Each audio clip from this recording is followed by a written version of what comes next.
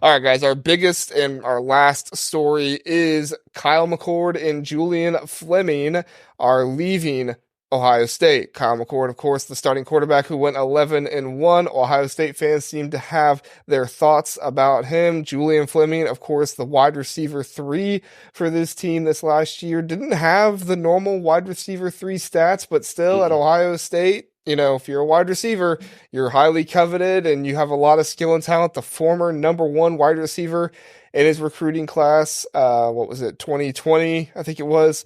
So he was very, very highly regarded at that time as well. So it looks like a big loss, but how big of a loss is Kyle McCord, Julian Fleming, and maybe some of the other less known transfer portal guys? So, would you be shocked if I told you that losing Jair Brown and Kai Stokes was a bigger loss, in my opinion, than those two? I think people would, because they probably don't know those names. So those were two guys who were big depth guys who were looking to have their chance to step in as cornerback and safety this year.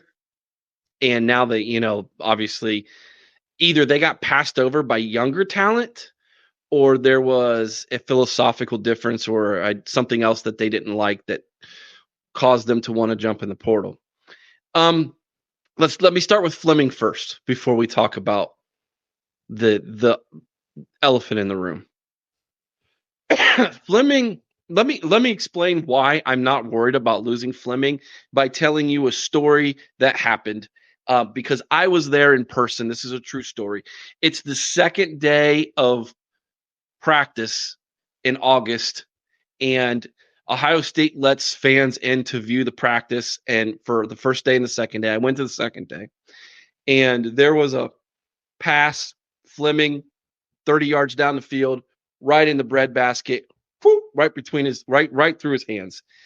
He takes off his helmet, slams it on the ground. And the coaching staff is like, dude, you're supposed to be a leader of this team. And I turned to my best friend. I said, that's a player who's feeling the pressure by one of the younger guys. That day, Carnell Tate was awesome in practice. And I started preaching Carnell Tate is the man. Now, I thought Tate might overtake him as the third receiver on the team. It didn't happen. But how many times this year did we see Fleming have stone hands? That's part of the reason why his production wasn't as good as maybe another wide receiver 3 for Ohio State. Dude had serious dropsies all year. He's battled injuries for the most part during his career at Ohio State. I don't know if the kid's ever been 100% healthy at Ohio State. Came from a high school program where they really didn't throw the football. They're more of a T-winged offense. So I think his number 1 wide receiver ranking coming out of high school was inflated, to be honest with you, because how can you be that in an offense that was running the T-wing and you only get, 40 catches all year, even as a senior? So I think that was already something that was going against him, was the expectation of being a 5-star, and maybe you're really not. And then the injuries. And then I think just the frustration of things not going the way he thought they were. I'm not surprised he's deciding to go in the portal. I think he ends up at Penn State. He's from Pennsylvania. Penn State was the team that it came down to Ohio State and Penn State. I think they have an opening for him. I think he goes to Penn State and he tries to compete there. So I'm not terribly worried about it, because I think the crop coming up is phenomenal. I've seen him in person, and even Marvin Harrison Jr. said it himself. That Carnell Tate kid was better than I was when I came to Ohio State. That's sick to even think about. Yeah, no, Carnell Tate definitely, he got his star rating because of what he did production-wise more so than Fleming. While you were talking about that, Eric, I was just reading the evaluation that Steve Wiltfong put of Julian Fleming, kind of why he got his 5-star status, and a lot of it is like huge body, lots of strength, big, leaping ability, very fast, physical, can push off, DBs well. I mean, a lot of that stuff that's not really the technical side of wide receiver play, but more like the athletic side of Yeah. it. And correct me if I'm wrong, but he had a lot of injuries pretty much every year, right? Yeah. You said that you don't And think he's never not injured, and that and affects your athletic ability. and the other thing about that is he was playing low-level high school football in Pennsylvania. Well, yeah. It wasn't like he was from Philadelphia where they're playing against, really good Catholic school competition. Like this was against farm schools. No offense, but that Kyle rating, McCord was also from Pennsylvania, so what you're telling me is we need to stop having Ohio State recruit Pennsylvania, right? no, because Marvin Harrison Jr. was also from Okay, Pennsylvania. So, he all right, evens it let's out. let's get into the Marvin juicy stuff here, right? Or get into McCord juicy stuff here. I have an issue with helicopter parents in sports. Okay? I don't I don't I don't want if you go over to the OHIO podcast, we did a video, watch it on YouTube. I go into all of the detail, all the rumors, supposedly what happened. All I'm going to say is this. This is why I'm not concerned he's leaving. He never showed me any alpha dog. I need my quarterback to be an alpha dog. You've got to be a leader. Doesn't mean you have to be a raw guy on the sideline all the time, but you need to man the huddle. Those other 10 guys need to look at you as the quarterback and say, this is our leader. This is the guy who's we're going into battle with. And I know I have complete confidence he's going to get the job done. He never showed any of that. In the Michigan game, when he throws the interception, the television goes over, the cameras go over to the sideline. You've got all the offensive guys sitting on the bench talking to each other. McCord's over on the sideline by himself on the bench, sitting there staring at the like a deer in the headlights, like not even talking to a coach, not on the phone with the coordinator, not with his teammates. My bad, guys. We're going to get this straight out. Nothing. That's not a leader. And the first sign of adversity in your career, you've won 12 games, because remember, he won one as a starter 2 years ago. You're 12 and 0. It's the first loss you have. You're 12 and 1. And the very first thing you do is, I don't want to compete for a starting job. I want it handed to me. If you are 12 and 1, So you're saying that's why act he like transferred? it. That's why he transferred? Is that He he wanted he a starting trans job and it wasn't guaranteed? Oh, okay. So you want me to say it, don't you, JR? You Well, want me you alluded to it pretty well. Well, I mean, when you have your daddy go to the head coach and have a meeting, and your daddy says, "I want you to guarantee my son's going to be the starter," and the head coach says, "No, he'll have to compete like everybody else. I don't care how many games he won as a starter. You need to compete, and you're out.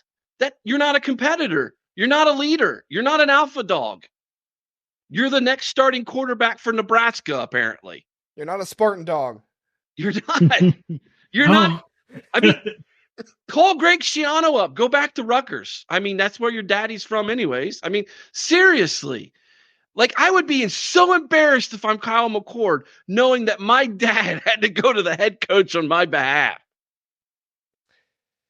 Yeah. JR, if you And get like in you trouble said, at work, does your dad go to your boss for you on your behalf? nope, my dad tells me to buck up and accept the Yeah, firing if I get fired. exactly. This is, in my opinion, this is asinine. This is crazy. And if that's who you are, it's no wonder when the rubber met the road in the biggest game of the year, they've got your number. You just, I'm sorry. That is completely, look at that roster. Spartan Dog, tell me, you look at that roster we had. You put CJ Stroud at quarterback. Are we not winning the national championship this year? oh my God. Yeah. I mean, it's not even close. I mean, we just got done talking about how good Texas, Washington, Bama, Michigan, how great it's going to be. All of them are at least 2-score underdogs to Ohio State if CJ Stroud is still the quarterback of this team. So that tells you what the weak link of this football team was, and it was at quarterback. And you have the audacity for your daddy to come into the head coach's office and beg for his starting position? Get out of here. And like Eric said, that's of course all rumors, so don't take it as gospel. But it is been swirling around the Ohio State, fan base for a while now, and I think that's what not everybody understands when it comes to Ohio State fans with Kyle McCord, because everybody just looks and says, well, he had 3,000 passing yards, he had nearly 25 touchdown passes, only 6 picks, or he was 11-1, 12-1 in his career. Why are Ohio State fans so mad at him? But I think you articulated it quite well there, Eric, that when you look at a guy on TV and he's by himself, he's doing his own thing, he's not really communicating, he's not, firing up his team, and not every guy has to be the rah-rah guy, but when it doesn't look like he's with his team at all. I heard a rumor, I was listening to a podcast from an Ohio State guy talk about this. It was actually the day after the Michigan game, so obviously everything was quite fresh, but he said that he was outside the tunnel, because obviously he was on the field, outside the tunnel, and as Ohio State was getting ready to run out there, Kyle McCord looked back to the team and he only said one thing. He said, "No mistakes." No mistakes. No and mistakes. Who's the first one that makes one? Well, and also, it's like he was trying to convince himself. Right. And do you really want to play with that kind of tightness? I mean, if anybody here has ever played sports before, if you are about to go out onto the court or onto the field and your coach pulls you aside and says, "No mistakes." Yeah. Does that fire you up? No. It's the exact opposite. Go let it all hang out. Mistakes are going to happen. It's sports, This is why another reason why I don't think Michigan wins national championship. Given that scenario we just laid out for you, that they only beat us by 6 without Connor Stalions. And I'm being dead serious. Let that sink in. Well, there's a lot of people that said Ohio State was still the better team after that game. You mean to tell me that with the same exact rosters for practically 2 seasons, in your house, you're only 6 points better than us? It's all because Jimmy wasn't there, right? Please. Sherrone Moore was just as aggressive, if not more, than Jimmy would have been in that game. So I thought he coached a phenomenal game. Give him credit.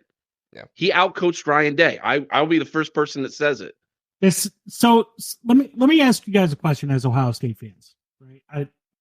I gotta understand this, okay? I converse with other Ohio State fans. They've conveyed this sentiment to me. Do you think Ryan Day takes the rivalry seriously enough?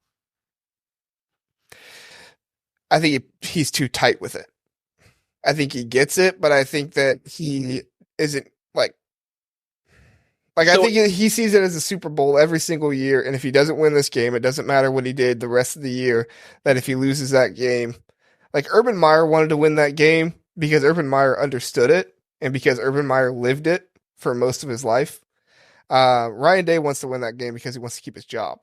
I think he hates Michigan, don't get me wrong. I think he hates Jim Harbaugh a lot. Here's the difference, Spartan Dog. Ryan Day understands it because he was taught it. He wasn't bred into it.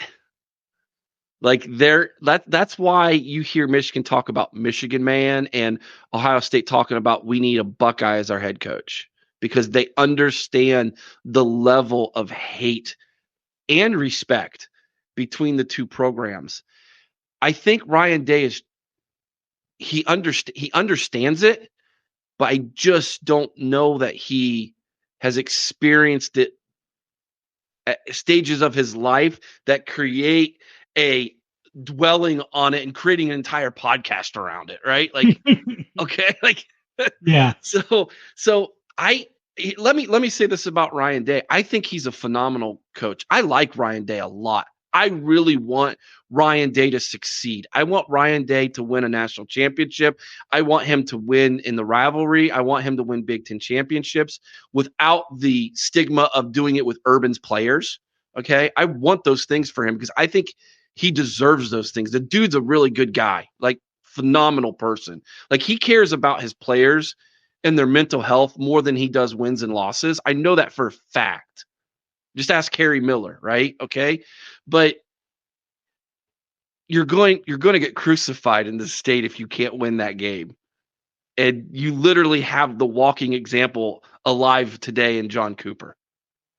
to this day, John Cooper's name is a swear word, even though he still lives in Columbus, Ohio, and people still get their pictures with them. Like, hey, John Cooper, I can get a picture. Yeah, awesome. And then they turn around and be like, dude was 2-10-1 against Michigan. God, I mean, like that's how it is. Like, and I don't want Ryan Day to be that guy. I do not want him to be John Cooper 2.0, but that's how it's trending, man. I it's interesting, right? Because I think when Urban Meyer is asked about Michigan, when he was a coach, even now, right? It's palpable, right? You can see the disdain, the animosity on his face. When you ask Ryan Day about it, it's just another game, right? It's just another game. I think trying to normalize the game almost has an inertia effect. It's a total mistake. Yeah. Right. You got to lean into the fact that it's the biggest game of the season. Yeah. And I think that's what Urban Meyer, that's what Jim Tressel were both really good at. We're just like leaning in and going all in on that game. Right. Like being outcoached by an offensive coordinator is not good.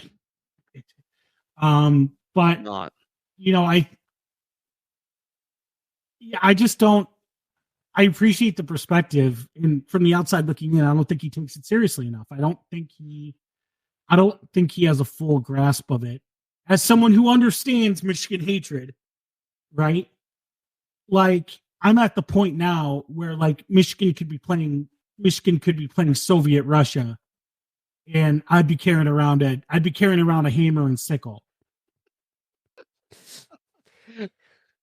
That's where I'm at with this with Michigan, right? Yeah, I don't care who they're playing. I'm rooting for the guys on the other sideline.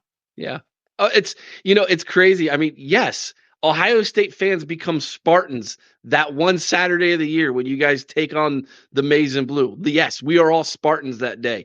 You could not Notre Dame, even though we beat them with 10 players on the field on the last play of the game, we're all like, come on, Buckeyes, you got to beat them. I don't understand how Michigan fan lives their life knowing that the rest of college football can't stand them. And that's coming from a Buckeye fan. And sometimes Buckeye fans can be pretty rude. Like we're pretty bashful, like, hey, yeah, we're the best, right? Well, it's crazy to me how that they don't see that. Yeah, I don't either. I saw a lot of sentiment on Sunday after the selection. It would be like, we should come together as a conference and all this stuff, and a lot of white knighting for Florida State. It was just like, it was eye rolling. Well, we came together as a conference. Go Washington. Yeah, I'll come together as a conference and root for Washington. I'm not rooting for you. I'm not rooting for you jokers. I'm sorry. I'm not. I'm never going to. Ever. So I do have a question for you before we get out of here, Spartan Dog. With everything that Eric and myself said about Kyle McCord and the situation there, a lot of fan bases don't seem to understand, like I said, why would you want to kick a guy out who was 11-1, especially his first year starting? Are you kind of more in that camp where you're like, man, Ohio State fans, you guys need to calm down. He was 11-1. Or are you more in the like, hey, I get it. If he didn't beat Michigan, if he's the reason that they lost, you got to do what you got to do. No, even before I heard all about that is all new information to me. Eric's, when Eric, my rant, yeah, your rant, that was all new. That was all new info to me. I didn't know any of that. Ryan Day was fully justified in doing that. Even if Friday entered his name into the portal on his behalf, I would not. I would not blame it. And then he went out to the locker room like, "Hey, I just put you in the portal." Yeah. But no, even during the season when fans were complaining about Kyle McCord, I understood, right? Because I just didn't see it, right? I thought he had potential to be a good college quarterback, but his ceiling was. He was going to end up on one of those TikTok slideshows where it's like a picture of the guy with impact font, where it's like Kyle McCord threw for 4,000 yards in 2024. and then it's a meme about like Josh Allen at Kentucky, and then like whatever, like random college football player slideshows. That I understood it from the jump why Ohio State fans didn't like it. So. I can explain this in one simple explanation. When Marvin Harrison Jr. is called Maserati Marv, and Kyle McCord is called Honda McCord. That's all you need to know. That is a 6-6 quarterback at best on a 12-0 roster, is what that was. Absolutely. That's a part of it too that people have to understand is, when you look at a quarterback who went 11-1, who had the stats that he had, that's why you have to watch the games. You have to understand that, yes, he had some deep balls, but there are still the glaring deep balls of when Marvin Harrison Jr. was running wide open, nobody else had to stop and wait, had to immediately stop, wait for the ball like a punt and catch it, and just other throws that Marvin Harrison Jr. essentially gave him his 5-star rating, and I think that everybody else figured that out. No wonder he went to the same school that Marvin Harrison Jr. did. Our boy Aaron Brown has been preaching that for a while. Yeah, I think I heard him say it in the last episode, and yeah. He's right. He's right. So, all right, Eric, any more thoughts on the Ohio State stuff? I meant to ask you, the future's bright still. I assume you still feel good about the future of Ohio State, even with all these transfer portal entries. Yeah, so I would not be surprised if 2024 is a rebuild year at this point. Let's rebuild the roster. Let's go young. At this point, if Aaron Nolan's our starter next year as a true freshman, cool.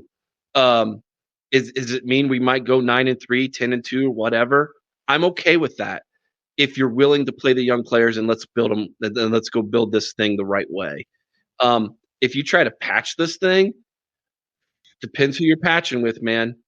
Cam Ward. I don't know. I almost would rather go with Aaron Nolan and take my bumps and bruises. Interesting. It's going to be a crazy year for Ohio State next year. We'll see how it goes.